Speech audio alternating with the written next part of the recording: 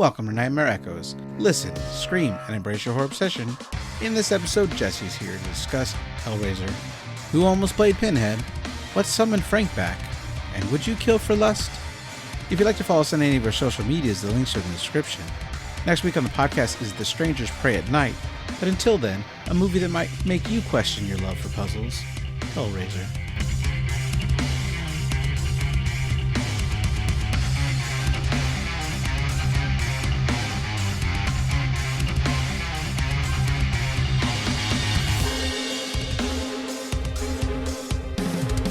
Hello and welcome back to Nightmare Echoes. I'm your host Elazar. I'm joined again by Jessie. Jessie, how's it going? Pretty good. Cool. Jessie, what are we covering today?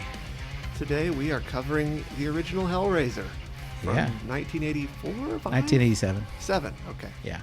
Written and directed by Clive Barker, based on his short novella, The Hellbound Heart, in which the lead Cenobite, who was not called Pinhead at the time, was a female. Interesting. Yeah. I guess that would make sense if you're straight and you're writing a story about your own interests. Sure. Which is probably what was going on. Maybe. I don't know that he is, though. I'm not sure. But it had a budget of $1 million and made $14.6 million in the box office.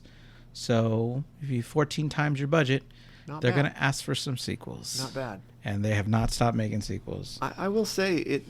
For what it is, it's not bad at all. I mean, in terms of how, it's...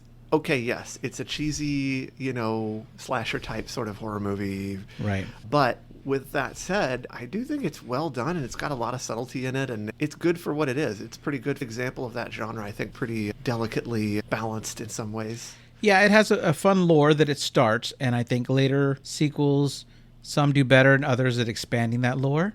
I like pretty much everybody in the cast. I thought they all did really great jobs of this. And I do like this lore that they dig into about these angels or demons, depending on who you are, that don't know the difference between pleasure and pain, or this fine line of experiencing all that humanity's emotional feelings can experience. And I thought they're simply just describing masochism was the idea here. Sure. Well, I mean, I would say that in the documentaries, they try to dive so deep into that. Not simplify it as just that. But sure. Okay. I know I told you off the podcast, but I bought the Arrow release, which had around 6 hours of special features. Yeah. And I watched the first 3 hours, and I'm like, that's enough. Mm-hmm. Because I was definitely felt like, okay, I'm spending too much time on this one movie about this very heavy subject. There's so many masochistic undertones in this movie. It's hard for me to think that that's not sort of where it all came from. Sure. No. I get that. And I mean, one of the documentaries shows this whole kind of culture around that, like a subset of people that now dress up like these characters. Yeah. And include it in their masochistic ways. Interesting. I haven't encountered that, strangely. Yeah, well, it might be bigger in Britain. Ah, okay. Yeah. But of the people it stars, Doug Bradley is pretty famous as the lead Cenobite, who is eventually in the sequels called Pinhead, but I have no problem calling him Pinhead in this movie because that's what everybody knows him by. And the other actors that played the characters said the thing that drove him into the stardom more was that he was the cover of the poster. Like him and all the pins in his head were the cover, when they all thought they were all designed really cool. And if they just made the poster, all four of them, they think they could have risen to stardom too. I agree. The Pinhead role almost went to the guy that moves the furniture into the house, the younger one of the two. Oh, interesting. It was his first acting role, and they're like, do you want to be this furniture mover guy, or do you want to be this lead Cenobite guy? And his thought that went through his head was, well, if I'm going to be on screen for the first time, it's probably good that people see my face. Wow. And so he didn't know at the time that it would strange. Become this horror icon. Yeah, I want a bit part, not one of the main antagonists. You think that, but he's only on the screen for 8 total minutes. Well, that's fair, I guess. Which is funny because you'll hear I hear other people talking about later sequels, and they're like, it doesn't even feel like it was a Hellraiser movie. It was this crazy movie, and at the very end, the Cenobites show up. I'm like, yeah, but have you seen the first movie? Yeah. That's kind of how it mostly goes. Yeah. I agree, actually. I think I agree that this movie felt like more a movie about a crazy resurrected guy manipulating someone to become a killer, right? Yeah. The Cenobites felt like an odd sort of side thing. Right. But yeah, so I just thought it was interesting, the choice. But the only other actor besides Doug Bradley who I really recognize from other things is Andrew Robinson, who played Larry, the husband of Julia, the one that's being turned. He, I recognize as Garrick from Deep Space Nine. I actually did not recognize him. That's fascinating. Yeah, but he's also one of the military people in Child's Play 3, which I do love that. Well, I certainly wouldn't have recognized that. Yeah. Okay, so we'll just go into the movie. The movie opens up. We get a close-up of this puzzle box. They are somewhere in Morocco, and this character, Frank Cotton, is purchasing this box. We have him slap some money on the table, and this guy is asking him, "What is your pleasure?" Which is an interesting line. Yeah. I mean, there's only one thing to buy. Yep. What is your pleasure seems to have a different meaning almost. Yeah. And he says, "I want this box," and he tells him, "Oh, take it." And as Frank leaves, the man says something to the effect of, "It was always yours anyway." That entire scene, I like the way it's shot and the way it's depicted. And they do a really good job in this movie throughout of creating this sinister, sort of this mysterious and sinister vibe that just pervades everything. And I love the way they do that. Yeah, it's good. Then we see Frank sitting on a floor. He's surrounded by candles in a square shape, and he's attempting to solve this mystery of the box. He's super sweaty, and as he works on the box... Is it an air conditioner? Right. Yeah. I want this and an air conditioner. I wonder, do you have to have candles lit all around you to solve the box? Actually, from later in the movie, we know that you don't have to have candles all around you. You definitely you don't know. So I think he's just a drama queen. But I guess he flew all the way back from Morocco back to this house because he is in this house that they go to later in this movie. He's in this attic room. And so he solves the puzzle box. These hooks come out of the walls connected to chains. They start stabbing in his body. He screams and his body is ripped apart. We hear the screams from outside the house. Then we see there's bugs all over this house that hasn't been kept well. There's food everywhere. It's pretty gross. Then we cut back to these chains and hooks. They're everywhere in the ceiling. Now there's these pillars with all these looking like torture kind of elements. Then we start seeing the Cenobites come through. The first one we see is labeled female Cenobite, although later on in the series, she's either known as open throat or deep throat because of this big opening she has in her throat. Uh-huh. And then... How could she still talk? Yeah. I don't know. Then we see in the room Pinhead, who is credited as lead Cenobite. One of the Cenobites starts putting Frank's face back together out of the fragments on the floor like a puzzle. Pinhead picks up the puzzle box, reverses what was done to the puzzle, and then everything in the room goes back to normal, and there's no sign that Frank or the candles or anything was ever there. I don't quite understand why they piece his face back together or what's even going on in that scene at all, because I don't even know what they're doing there. The puzzle box, they're not taking the puzzle box. It's still there. You're right. I assume they've already got his soul when he died somehow or something like that. Yeah. I'm really unclear about that, but I don't think they want you to know everything, so... That's true. Yeah. It does also raise the question, this scene. This is a very interesting scene to me, and one of the things that it raises, as soon as you see it, is... Did he know what he was doing? Did he know what was going to happen? How much did he know about what was going to happen? They kind of answer that later, but not fully. I don't think we know how much he knew about what was going to happen.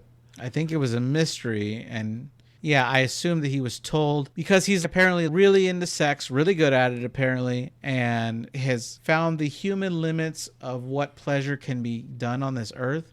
I think he's told that the boss can unlock that and expand his mind into more pleasure. Well, he didn't say that. He said he thought he had found the limits, but he didn't say of pleasure. Okay. We don't know, based on his later comment that he was looking for the pleasures of heaven or hell and he didn't care which. Yeah. I thought they were implying that he already was really into masochism of some kind. It's possible. He thought he had reached the limits of pain and that they exceeded that. That was the way I interpreted it. That makes sense. Your interpretation also makes sense. I hadn't thought of that. Yeah.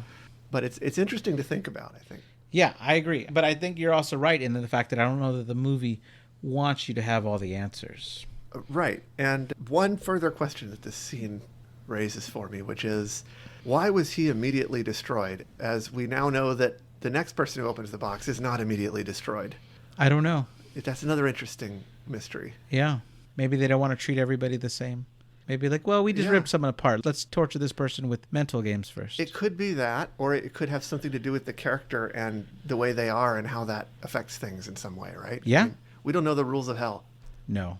So it's sometime later, Frank's brother, Larry, and his current wife, Julia, are moving into this house. Well, Larry says it's been 10 years since they've been there. He wants to get in there and sell everything because his mom died. Frank half owns the house. He believes that Frank would be okay with all the stuff going. Julia tries to say, are you sure you should sell all this stuff? Larry says he's never known Frank to turn away money. Yeah. So he's just going to get all the stuff and they can move in there. He thinks it's going to be good for their relationship. You could kind of tell their relationship's a little rocky. He's trying to move back near where she grew up. He thinks this is going to be a new start. He has a new job. And he thinks it just might be the thing to fix their marriage. And he says several things during this scene that really give you the idea that Frank is a scumbag. Sure. That he's just like a criminal, like lowlife, right? Yeah, he says he's always running for someone that's looking for him. He has places that he needs to hide out. Yeah. And when she finds like this sexual statue, they're like, oh yeah, that's Frank's. Well, also we see that he's the way he was living in there, right? Like it's a homeless gross person. Yeah. Yeah. I mean, they're really trying to give you the message that this Frank is not someone who you would be proud to be associated with. Right. And then Larry gets a phone call, and it's his daughter, Kirsten. While he's talking to Kirsten, he's trying to convince her that she doesn't need to get her own place. She doesn't need to get a job. She can just live there with him. And she can't convince her father. She's just trying to make it on her own right now. He says she has nothing to prove, but she's like, it's not about that. I'm ready to... It's like she's ready to be an adult. Well, yeah, and I got the impression from that, is he rich, maybe? Like, if he says she doesn't ever have to worry about money or whatever, like... He might be. He might have some money. He's saying this new job is really good for them. Yeah. I don't know. Maybe that's... I don't know. Yeah. But in the same time he's on that phone call, Julia's upstairs. She's looking through these photos of Frank with a bunch of different women. She takes one of Frank with another woman that really clearly shows Frank's face. Yeah. And she keeps it for herself. Right. And this is where we start seeing all of her mental images and fantasy or like memories. Apparently she's very, very in lust with Frank. Right. And this is where you start to think maybe she's not such a good person. Yeah.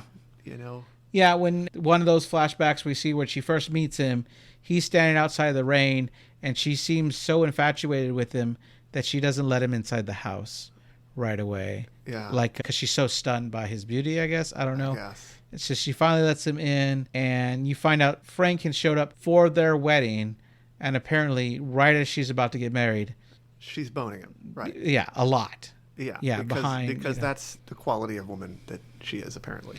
Right.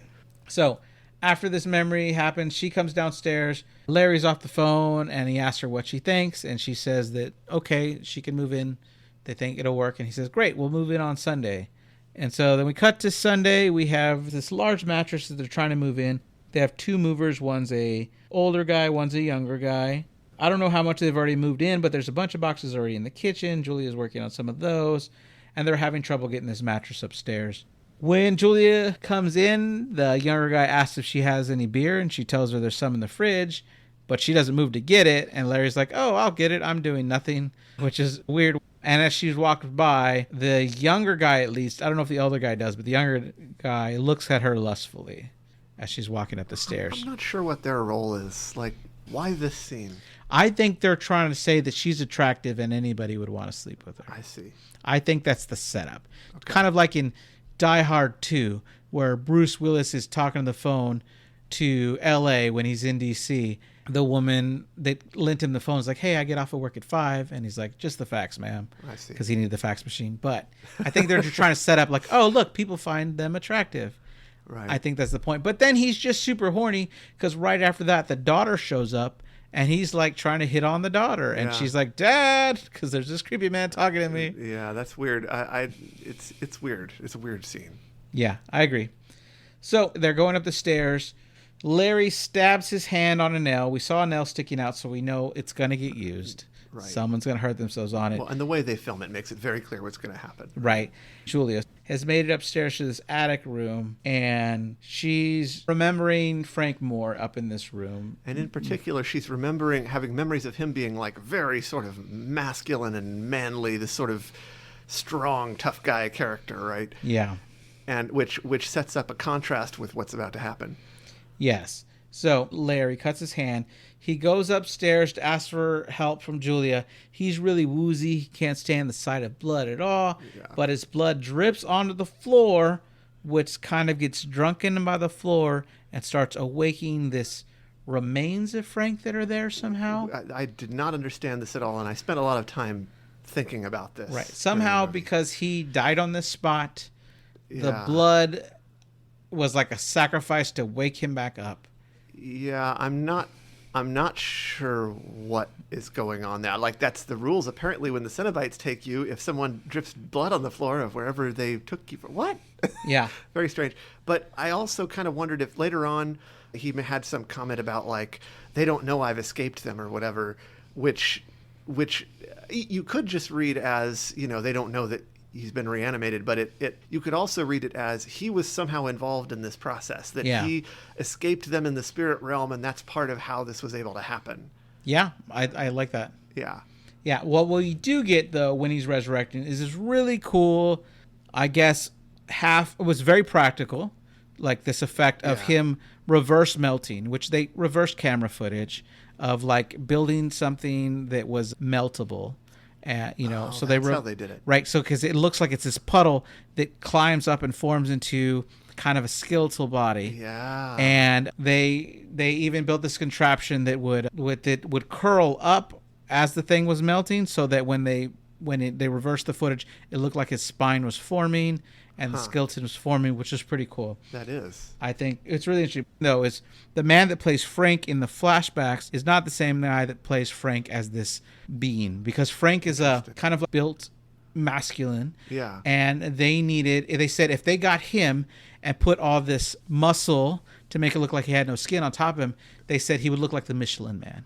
He would just be this big chuggy guy. So they had to get an extremely thin guy who had no muscle on him at all to put all this stuff on top of him to make it look like he was a normal sized man. They had to try and pick someone who was at least similar enough overall that they could pass him off. And I'm not as good with appearance, so I don't know if you think they did a good job with that. I think they did a good job. It was believable the whole time, I think.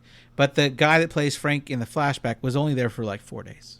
Yeah. In the whole grand scheme of things. Well, what about when he gets, like, sort of more or less fully healed at the end? Is that the original actor then? No, because he's wearing Larry's skin. Oh, right. Now I remember.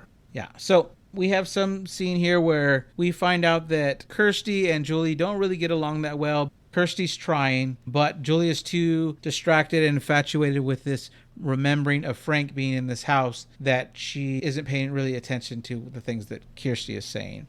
As they come back down from this bloody hand and everything, Julie asks Kirsty if she'll drive them to the hospital, presumably so she can hold the towel on his wound while they drive. I guess they're both sitting in the back seat. But this is where we get the camera that zooms up to the attic and the body starts forming itself. There's an awful lot of spooky imagery here. It's very well done. Not just the body reforming, but just everything. Yeah. Like, I mean, really, the whole house is pretty well put together.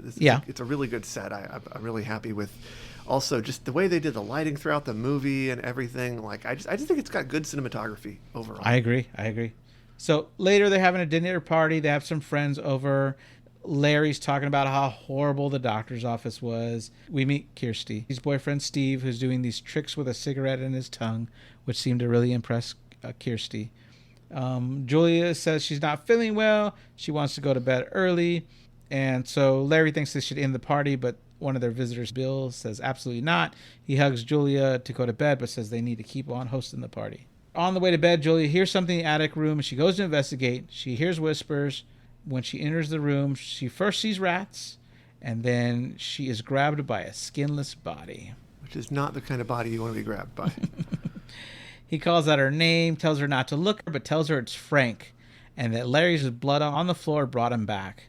She asks from where, but he dodges the questions, begging for her help. Kirsty walks up to the bathroom.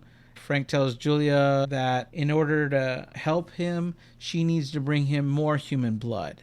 As Kirsty's walking out of the bathroom, she sees Julia looking frightened, but Julia says that she's fine. Then Steve comes up, which I don't know if that saved Kirsty's life here or not, because I'm not sure if Julia would have brought her right up there to sacrifice her right there in this moment or not. I did feel like that may have been implied. Also. right? Because yeah. it was like this creepy feeling during the scene. Yeah, I got that sense too. They're trying to make you think that might happen. So Steve and Kirsty are walking home. He asks why she didn't choose to stay with her dad, because there's obviously plenty of room. And she says that, yeah, there's plenty of room, but she would have to live with Julia, and she's not sure she can do that. As they're walking by, this homeless man is staring at her. She turns to look at him because she could just sense it. And this character throughout the whole franchise is known as Derelict the Puzzle Guardian. Derelict the Puzzle Guardian. And appears in at least 4 of the films. This is the... Oh, okay, I remember who this character is. So he just goes where the puzzle box goes? Is that how it works? Yeah, apparently there are several puzzle boxes spread throughout the world, and each one gets its own puzzle guard. I see. And that's the person who brings it back to the stereotypical salesman guy. Right, yeah. Exactly. So on their walk, she tells Steve that he's too polite, and they start making out on the stairs under the subway, which it takes place at Cricklewood Railway Station in London. Like a lot of these places look like iconic places, and I was curious where they were. I see. A little later, we see that Larry's sleeping and Julia's just laying there awake. She's having more memories of having sex with Frank. And in the memories, she tells them she would do anything for him. And so she goes up to the attic. The score at the moment becomes really epic. The music's really good. And she tells Frank that she agrees to help him and she'll do whatever he asks. Which was no big surprise because she's just nice like that. Right. I also, you mentioned the locations and stuff like that. For a lot of this movie, I was not clear. Are they in London? So I think it's supposed to be vague, and I think we're supposed to actually believe it could have been New York if we wanted to. There's a couple of subtle hints that would do that. One is that a person is wearing a New York Mets hat. But there are a lot of people with British accents around. But I think there's also people with American ones too. Yeah, I agree. I think they were trying to make us believe it could be anywhere, but a lot of the locations were very London, like specific locations. So I don't know if they were trying to make us believe it could be anywhere. Some of the places were easily identifiable as London. Yeah, I wonder why they wanted it to be vague. I think a lot of places want, especially horror, want you to believe that this could happen in your city. That makes sense. Right? So be scared because this could be the house next to you. Sure. No, that makes sense. Yeah. So then we get the scene where Kirsty is in a room with feathers. They're flying everywhere. There's candles lit. We can hear a baby crying. But when she looks where the baby should be, there's an adult lying on the slab. But the sheet is covered with feathers as well. As she pulls the sheet back, she sees Larry with blood all over his face. Steve wakes up because she's having a nightmare, moaning like crazy. He wakes her up. She tells him it was just a dream, but she's worried about her dad. So we cut to Larry, who's at home. It's night, and he's running down to the phone, trying to figure out who's calling in the middle of the night. But he reassures her here that he's fine, that it was just a dream, and that she needs to go ahead and sleep and not worry. And then we have the camera panning up to show Frank crouching on top of the stairs on the 3rd level. And when he hears Larry tell Julia that it was just Kirsty and she just had a nightmare, we see Frank up there. And the way he whispers Kirsty, I can't tell if either wants to kill her in this moment or he wants to fuck her in this moment. Or both at the same time. Or that's, yeah, exactly. Because he's strange. He's mean, right? He's got some sadomasochistic overtones. Yeah. So the next day, Julia's wearing this nice suit, mostly black with a yellow top, and she's heading out of the house. She looks up at the attic as she's leaving, and Frank is looking back at her. Then we cut to her at a bar. She's drinking alone, and this guy comes over saying, "It's not much fun, is it?" And she's like, "What are you talking about?" And he's like, "Drinking alone." And so one thing leads to another, and in no time, she gets the guy to agree to go back to her house for sex. When he's inside, she's not really okay with faking that they're going to have sex. She is a little standoffish now. He gets offended that, like, you're going to leave me here, nothing's going to happen. Yeah, it's very cringe. Yeah. It's really throughout a lot of this, there's a cringe tension of her just not doing a good job of seducing the guy. Right. She gets him upstairs. He's like, "Hey, there's no bed here. What's going on?" And she's like, "Do you really need a bed?" And he's like, "No, I guess not." But she lures him in there. Frank grabs him, tells her not to look, so she leaves the room. Before that, even though, like, that scene went on a long time. It did. There was a long time of him, like, standing around, like, what's going on, and her being really nervous and not sure what to do. And, like, it was so much cringe that before the end of the scene, I was already going, just kill him. Please, please kill him. Put him out of our cringe misery. Yeah, you're not wrong. Yeah, even when he's up there, he's like slowly taking off his pants. She turns around. Oh, yeah. She grabs a hammer and hits him over the head twice to kill him. Right. Yeah. Yeah. And that's where Frank asks her not to look at him. And he crawls over onto his body. She goes to the bathroom to wash up, but she's not doing really a good job of it, I felt like. I do like, though, that her facial expression, her behavior and everything, like, she is quite good at being evil. Yeah. What a scary person she is. Sure. I get it. And an easy proposition. I mean, if a guy's out at a bar, he's trying to look for companionship. Right. And all of a sudden this woman comes, is like, oh yeah, I have a house where we can go have sex now. Yeah. A guy's going to fall for it. If that was his agenda in the first place, yeah, it's really easy to track him down. The movie goes pretty over the top with some of these scenes and some of the which, I think works well. Like, yeah, it feels a little bit over dramatic, a little bit corny in the way these things play out, but I think it works really well for what it is. Yeah. So Larry comes home while she's trying to wash up. She tells him she's not feeling well. And he's like, is there anything I can get you? She tells him, yeah, brandy. And that she'll be downstairs in a little bit to get it. He doesn't need to bring it up. And he says no rush. But before going down, she checks on Frank. And he says that he can now feel pain because his nerves are coming back. She tells him that's a good thing. But then he says, yes, but I need to at least kill 1 or 2 more people before I'm completely really formed. Which I feel like that number was an under-exaggeration. I agree. Because they have to kill a few people. Yeah, but he wanted to sell it well, right? Yeah, of course. He tells her they need to hurry because the Cenobites will know that he escaped and will come after him. Just then, Larry's calling up, asks if she's okay. She says just a moment longer and asks him to put on some music. She returns to Frank. He says something like, for better, for worse, like love but real, like for their relationship, like saying that their relationship is surpassed what love is. Yeah. Which is fascinating. Julia lets him rub his bloody fingers on her lips, which is like, oh my gosh, you just cleaned up. Now you got to go down and meet your husband. Yep. Then we cut to Kirsty at the pet store. It's her job that she just got, and she's having a really bad customer service interaction here where the lady's so mad because she doesn't have the answer to something. She's trying to tell her it's her first day on the job, and she's like, well, then I want to talk to the manager. And she's trying to tell the lady, well, you're going to have to wait because the manager went to lunch. And then we see a kid banging on this window with the snake. She's trying to get the kid to stop doing that. Then the puzzle guardian walks in.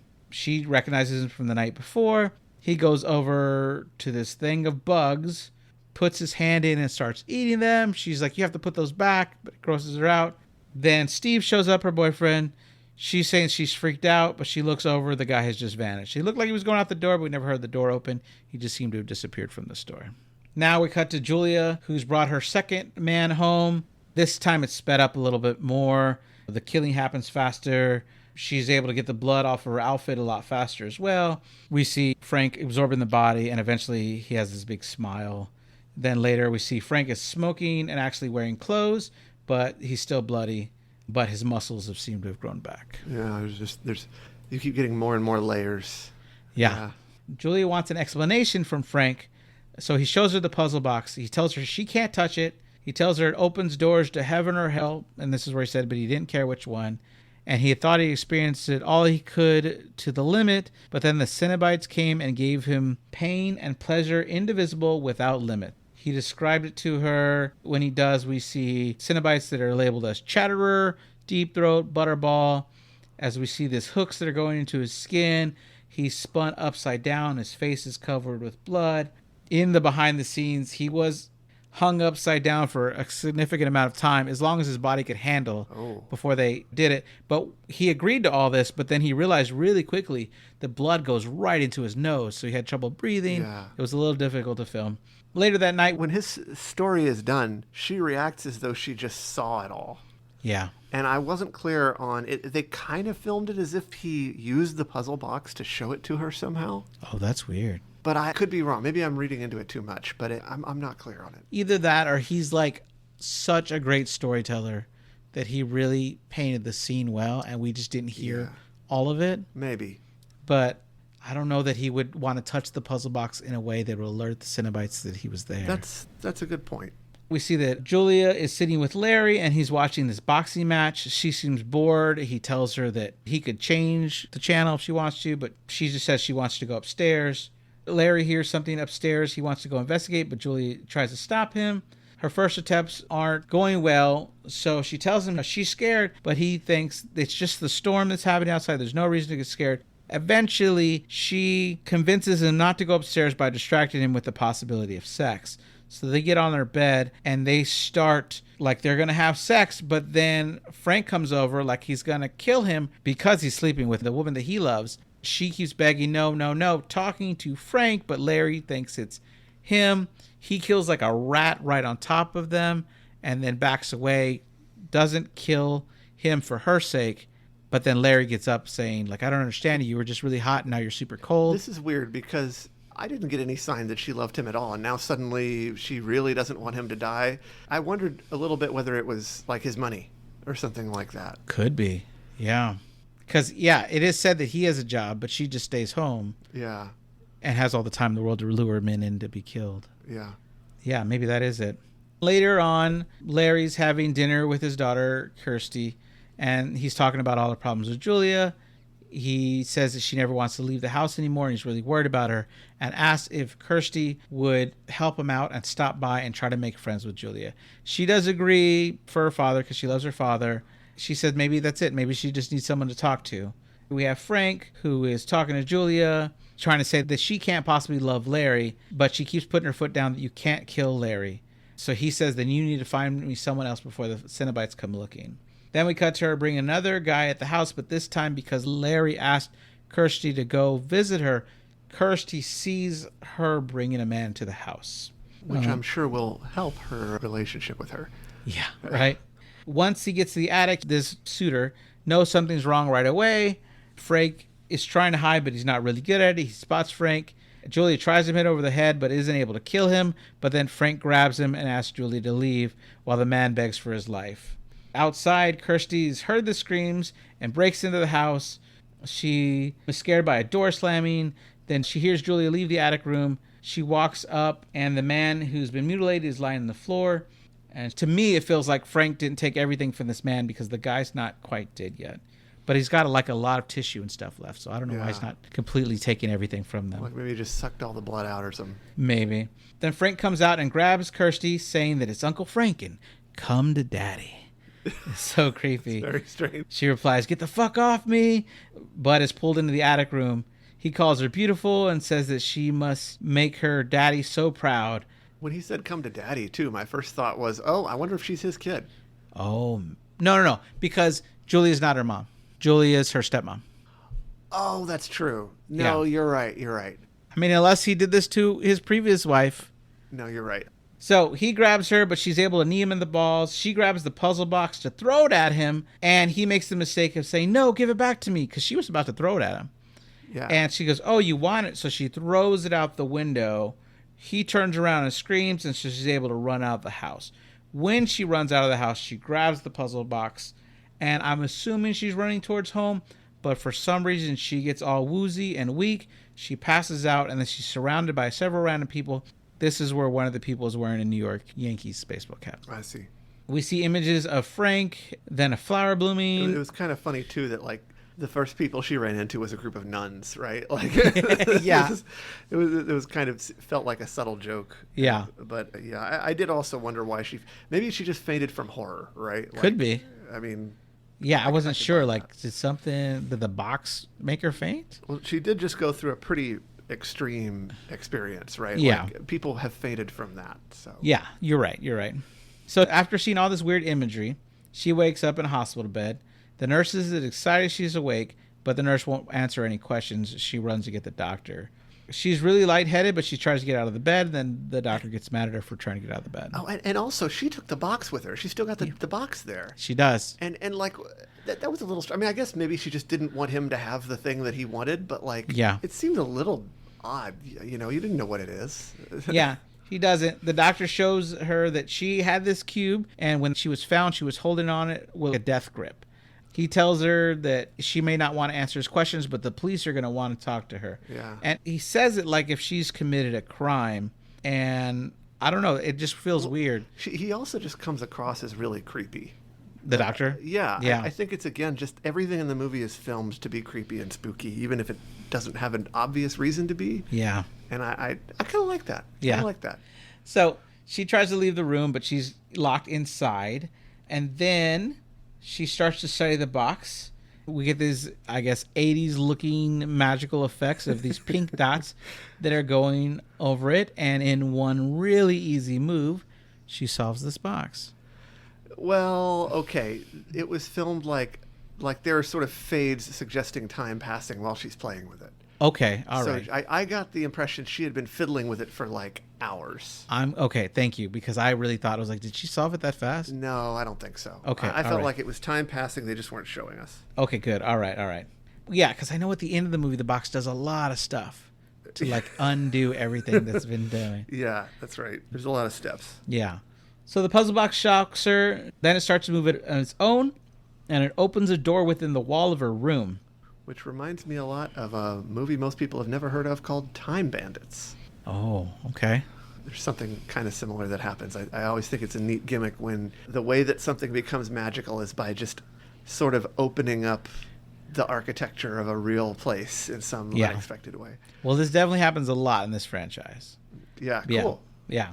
So inside, she hears some crying, and she goes inside, and it isn't long before we see this weird pink fleshy creature with 4 arms. Its head's more on the ground, its tail's kind of up in the air, starts to chase her. She runs back into her room and narrowly escapes it, and then the hallway seems to reseal itself, and we hear that creature scream. See, she should have said good boy and pat him on the head, and then that's how you handle a cute little puppy like that. That's funny, because when the cat lady tried to be that kind of way to Art the Clown, you said there was no chance that was going to work. Well, that's fair. That's a fair point. But if you look at the footage, but don't look at the creature's face, but look at his butt below where the tail is, you can see a wheelchair that is pushing this creature as it's turning. The wheels weren't edited out of the original cut. That's unfortunate. Which is funny, But you have to, once you know it's there, it's there. But you have to know it's there. I feel like I didn't notice it the first time, Yeah. Then the walls start to have these blue sparks, and the smoke comes out of it. Her IV bag starts to have blood come out of nowhere, which overfills and bursts the bag, spraying onto the wall. Then we see Chatterer enter the room first. He shoves his fingers into her mouth before Pinhead and Butterball enter the room. Pinhead tells her that she opened the box and they came, and she just cries, saying, "It's just a puzzle box." And he says it's much more than that, and she asks who they are. They say there are demons to some and angels to others. We hear Deep Throat has joined in. When she says go to hell, Deep Throat says they cannot go alone. They have to take the one who solved the box with her. She starts to cry, and Pinhead says, "No tears. It's a waste of good suffering." I love that line. Yeah. That's a good line. Then she tells them about Frank and that he escaped them and that they need to take him back. They don't believe her because no one escapes them. And they say they're going to need to hear him confess. And then maybe they'll let her go. Then add, if she cheats them, they will tear her apart. Well, we know they do tear people apart, so... Yeah. Frank and Julia are worried that she's going to tell the police, but Frank says that he believes that she will still try to warn her father first, but that all he cares about is having new skin. She thinks they should try to leave, but Frank says he can't go looking like that, but his brother will be home soon. So I guess now she gives in because there's no other option to let him try to kill Larry. At the hospital room, Steve is there checking on Kirsty, and the nurse reports that she doesn't know where she could have gone. Steve says maybe she went back to his father's house, but as he looks, the nurse isn't there anymore. She probably left to go report that their patient is missing. We see what looks like Larry, but it's his skin. It's very sweaty. There's blood on the outlines of his hair, and it's now Frank wearing Larry's skin. And with no time to waste, they make love in this new skin. So I guess she wasn't that bothered. Well, she's still kind of making love to Larry. I'm just kidding. Yeah, okay. Yeah, right. We'll go with that. Yeah, right. Afterwards, Julie gets dressed. Kirsty runs up, banging on the door, asking for her daddy to let her in. Julie opens the door, saying it's really late, but Kirsty just says she wants to see her father and busts through anyway. Upstairs, Frank is looking like a mess. It looks like the skin is not quite on. I feel like it was a little too obvious that something's wrong here. I agree. And Kirsty runs up to give him a hug. She was really worried that something was going to happen to him. She tells him that Frank's upstairs. He's trying to kill him, and he tells her it's all over now because he's gone. She wants more of an explanation. I think that she may have believed that he and Frank had been in some sort of battle, and that so he's just injured in some way, right? Could be, yeah. So they go upstairs. They show her the body in the attic, which is still steaming and it has no skin. Julia walks away, shuts the door, and then Pinhead, Shatter, all of them are already there. They tell her that they want the man who did this, point at the body. And she's like, no, that wasn't the deal, because she doesn't understand that that's her dad there and that they're after the man that did that to him. She runs out. Julia has blocked the way, and then they fight for a little bit. Then Frank shows up. She can't convince him that it's important that they leave now because the Cenobites are upstairs, but she doesn't want to say that because who's going to believe her? Yeah. Then he uses the line again, come to daddy, and so she realizes that it's Frank in her dad's skin and not. Yeah. So he holds her face up, and she scratches some of his face, and the kid's skin comes right off. He pulls out a switchblade, which we saw earlier in the flashbacks he used to cut off some of Julia's clothes. And then he comes in with the knife, and she moves out of the way just in time for him to stab Julia instead of her. She screams no, and he tells her nothing personal as she dies. Yeah. I'm like, I thought what they had transcended love, but oh well, she died. Yeah, I mean, clearly he was just manipulating her the whole time. Right. Which doesn't seem out of character at all. So, with no other options, like in a lot of horror movies, Kirsty runs upstairs instead of outside. She doesn't want to go all the way to the attic, so she goes to the room across the hall on the 3rd floor, which is like a storage room. As she's trying to hide, this big statue of Jesus falls over, and Frank knows that she's in this room. We see the hidden body of maggots all over. She doesn't let out a scream, which is great. He ends up leaving the room. But man, that was a tough scene too. Sure. Like, she was like, it's impressive she didn't scream in that situation. Yeah, she's a badass final girl now because she didn't scream. Yeah, really. Out of the other room, but still on top, she starts to cry, and Frank quietly comes out of the attic room to grab her. He pulls out the switchblade, and she runs around him into the attic room. He follows her, tripping over Larry's body, and she cries on the floor, Daddy. Frank tells her not to mourn him, followed by saying that it's all okay because her Uncle Frank is here. And then the music starts playing, because this is all the Cenobites needed for a confession, was to hear that this is Frank. They all come out, and the room becomes this torture room again. Pinhead calls out his old name. He tries to deny it. Deep Throat adds that they heard it from his own lips. Then they tell Kirsty to go. This is for her eyes. Although I feel it takes her a really long time to leave the room. It does.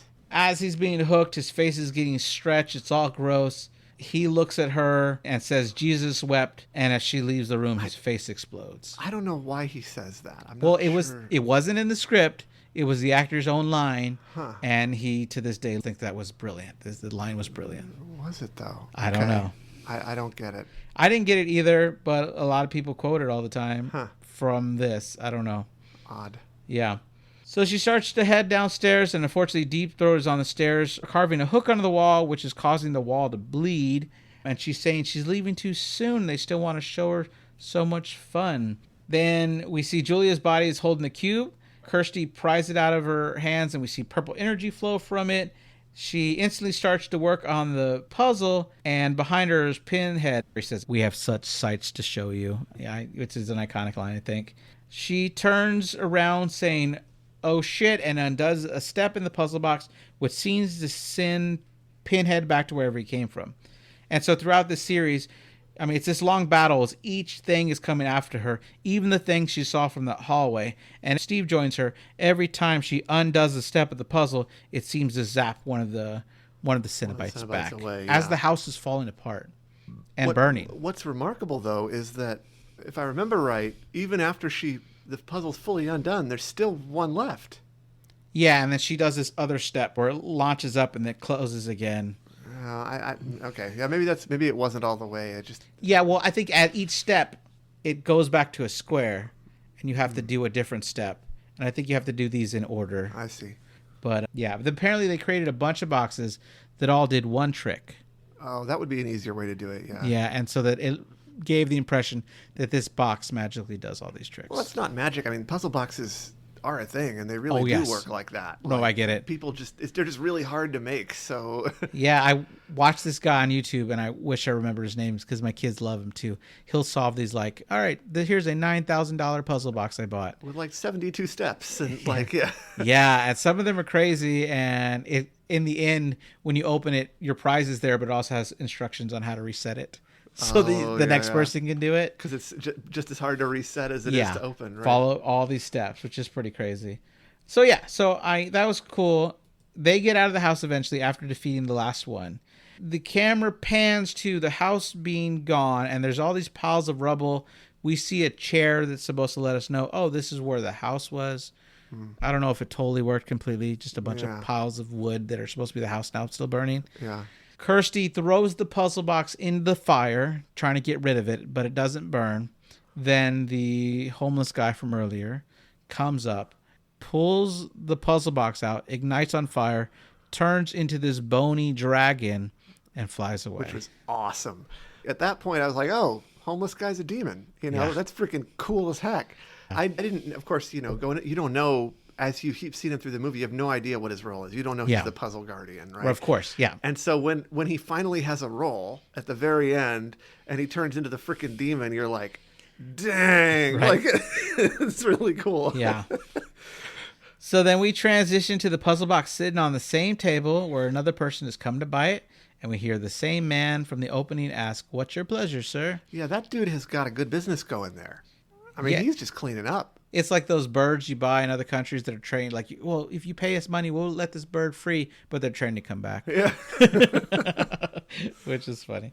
Then the credits roll. Yeah, and I like a lot of things about this movie. I mean, yes, it is cheesy, it is corny. I agree. And the acting isn't all great in a conventional sense. Like, it's not all the most believable acting or anything. Right. A lot of it's very over the top. But you know what? I don't think that's a problem for this kind of movie. I agree. I've heard a lot of people say that the actress that played Kirsty wasn't a great actor. It was her first role, but it didn't bother me. Yeah. Never at one point did I say, oh, she's a bad actor. Yeah, yeah. It was working for me as her role. I felt like it's the kind of movie it is. It was really cool. Yeah. I watched a lot of, special features, right? Because I said there was like 6 hours special features on this disc, and I watched at least half of it. One of them was this 1.5-hour special feature called Leviathan, the Story of Hellraiser. And there's a lot of things they went over about the roles and when people auditioned and how long they were there and how they didn't realize it would blow up in this franchise that's still going to this day. Yeah. One thing I love were all the people that were in charge of doing these practical effects. And a lot of the things they needed were to make this goopy stuff all the time. A lot of it was accomplished by buying condoms and KY jelly. And so it was always like, whose turn it is to go to the store and buy everything that they have of condoms, KY jelly. And so one of the crewmen says that he hated when it was his turn, but he would go to a shop that sold it, buy everything they had, and they would say, "Are you going to a party?"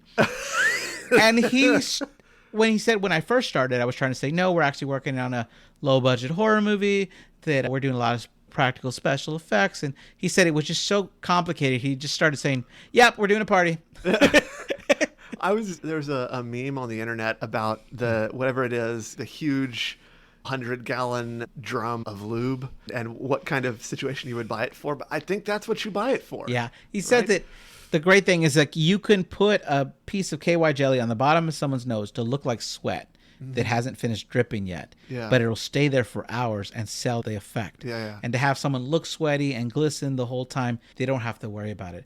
Another interesting fact is the makeup for Pinhead. The first time they did it, it was these pins. And they said it was so thin that the camera couldn't pick it up and you couldn't really see that there were pins coming out. So they bought these things that were thicker that pins. fit on the outside of the pins that they had already put in the masks. Oh. And so it fit on snugly enough that they wouldn't move. But then after the day was over, they can just pull them off pretty easily and then take the mask off with the pins still in place without ruining the mask. Which I thought was fun. That is interesting, I guess. I would say just the visuals in general were really good in the movie. Like I said earlier, I liked the way it was filmed, but the acting was very intense. Like I said, I liked that as well. The visual drama contributed to that and everything. And just the writing. Another thing we kind of touched on earlier is that, like, it's ostensibly a movie about hell. Right. But then it winds up feeling kind of like a, Hitchcock murder kind of movie. You know what I mean? Right. And it's interesting. I mean, there's a lot of layers to it, just like there's a lot of layers to Frank, both literally and, well, maybe only literally. Yeah, okay, that's true. I do like that the woman that played Kirsty, Ashley Lawrence, was told by the director, Clive Baker, your motivation is your uncle wants to kill you and have sex with you. Go. Well, there you go. That answers it. It is both. That's what I was great. I'm glad they conveyed it very well. Yeah. I felt like they did really good world building in this movie. A lot of things were hinted at instead of said explicitly, Yes. Which is good. That's what you want, right? And I don't think I feel like the other movies of its kind, that people would refer to Hellraiser alongside Friday the 13th and all those kind of movies. Right. And I feel like Hellraiser is a little better. It's a little better, I think. In terms of quality, it's a little more serious, a little more interesting. Sure. And I think it stands out, which, I mean, it's a little delayed saying that now in 2025. Right. And I felt like underneath all the corny was a sparkle of class that I appreciated. Yeah, I can definitely see that. I also like horror that revolve around puzzles. Yeah. Like Cube and Escape Room and the Saw franchise for that matter. Mm-hmm. So I think not that there's I don't hear a lot of people say puzzle horror as a category. Sure. But it's definitely something that intrigues me when I see it. I agree. I mean, I like that vibe too. Cool. Well, thank you for being here, Jesse. I look forward to covering the next one as well as the whole franchise of this thing. Yeah. All right. And to our viewers, see you in hell. I hope not. All right. Please like and subscribe if you like what you heard. If you want to follow us on Instagram, Nightmare Echoes Pod. All right. Bye. Bye.